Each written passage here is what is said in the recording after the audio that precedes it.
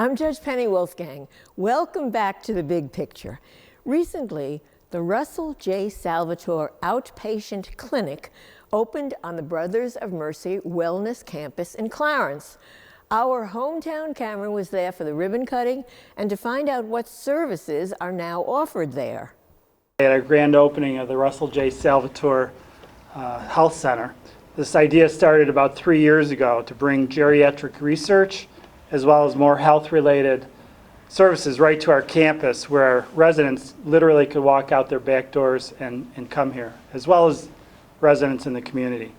So to do a project like this, you really need great philanthropists, community philanthropists, and we have them in Russ Salvatore, the Cabrini Foundation, James H. Cummings Foundation, the Margaret Wendt Foundation, the Daniel Beatrice Fisher Foundation.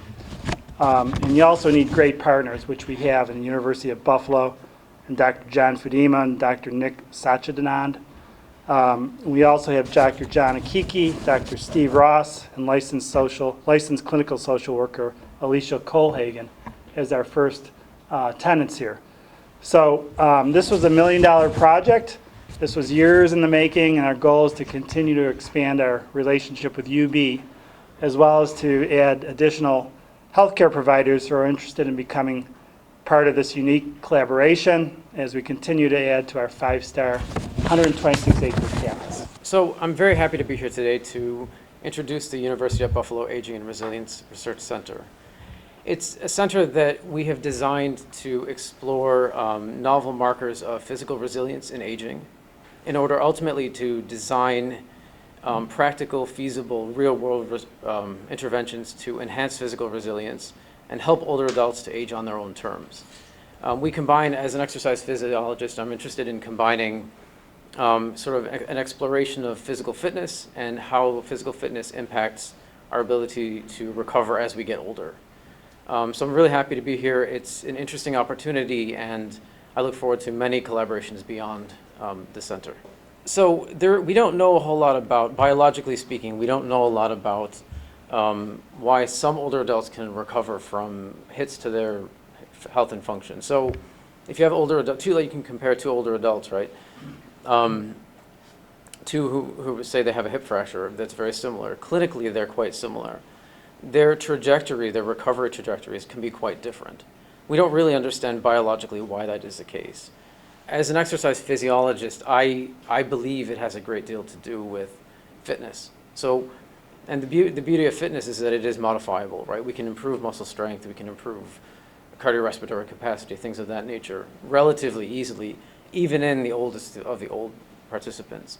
So by combining or by bringing a center here to Brothers of Mercy, we have, number one, access to participants here on the campus, but more important than that, in my mind, is that we can partner with community organizations like this and ultimately partner with older adults to develop interventions that make sense to them, that are practical, that are feasible for them, and appealing. We want to create something that people want to do.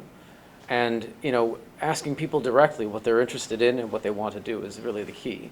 So we felt that it was there was a need here because we don't know a lot about resilience yet, physical resilience and recovery capacity, and it's a great opportunity to work directly with the community. Really, I will be very clear, so it's not a service-oriented center, it's research.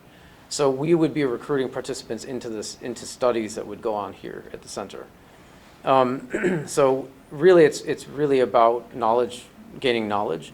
The hope is, of course, that participants over time are going to improve, but there is no guarantee because it is truly a scientific exploration. We are interested in exploring all of these different markers, right? And without them as partners, it's not possible for us to do that. They're going to benefit. I mean, exercise is always good, right? And controlled exercise in certain circumstances or in controlled environments is going to be beneficial. Their benefit, it's not necessarily guaranteed that they're going to benefit in improved function, but the evidence is relatively clear that they're going to improve. So really, we're interested in partnering with older adults to create opportunities to explore these mechanisms, the mechanisms we don't really know yet, we don't really understand. Good morning, everybody. Russ Salvatore. I was asked from Peter quite a few years ago, and it's so funny. I remember Brothers of Mercy when I was a young boy. I had family that was staying here. It always was a beautiful place to come and visit. And they've gone a far, far away, and I was just asked if I would join them, and you know, my reputation, if there's anything I can do for the community.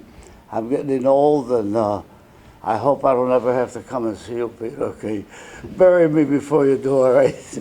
But I mean, I'm happy to say that anything I can do for the community that I give back, I'm the type of person that doesn't say no. And I love the community. I'm in a business that it's not my money. Keep coming to see me. I'm spending your money, guys. I'll give it back to the community. And just thank you for letting me be part of it. Joining us, of course, Russell J. Salvatore, Western New York hospitality icon and philanthropist. Russell, you explained a little bit that the Brothers of Mercy has been very familiar to you with your family over the years. Was that one of the reasons you wanted to contribute such a large amount of money to build this facility? I think so, John, but I mean, I think anything I can do to help to do the community. I can remember I had to be like 7, 8 years old. I had an uncle and my father's brother. He used to bring me out here. It was like going cross country, my gosh, but it was always a nice facility. And it isn't just, I'm the type of person that if they talk to me and something's nice, and you know what's nice about it? I like where it's helping an awful lot of people. I've done a lot. I mean, if it's a one-on-one, I don't do anything like that. I've given a lot of money back to the community. You know, I started when I broke my ankle, went in the hospital.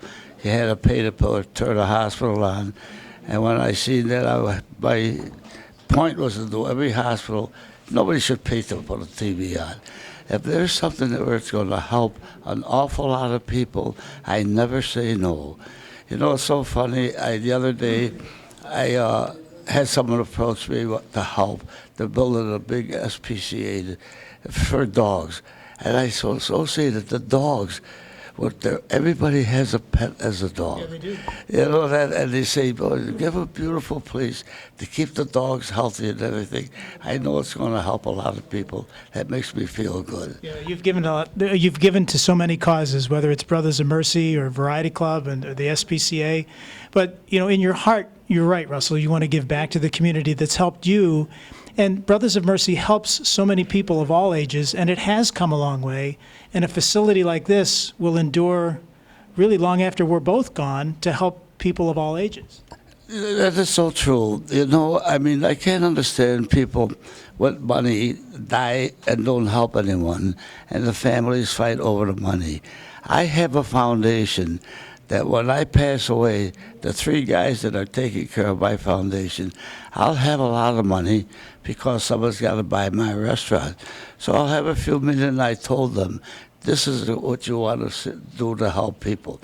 As long as they put my sign, welcome Russ Salvatore, and my name outside as many buildings, you never say no to anybody. Spend every penny you got until I'm completely broke, which I'm doing a good job of it now. I mean, if I live a couple more years, I hope I don't have no more money left to give back. But I will definitely give every penny that I got back to the community. Must make you feel good to see your name on the sign outside of this building and a lot of buildings. I know, and I've hit quite a few places, you know. What would you want people to remember you for, Russell? To remember me as probably one of the nicest individuals, and it has helped so many people in the community. You know, when I was a young boy, my father told me 3 words. I was young when I took over the restaurant. Son, it doesn't take an education to be nice. And I always remember those words. It does not take an education to be nice. Easiest thing is to be nice. And I'm trying my best to do the best to be nice to everybody that I love. Well, we love you, Russell, and thanks for your donation. And you are a nice guy, and you're continuing your father's legacy. Thank you. Thanks, Russell.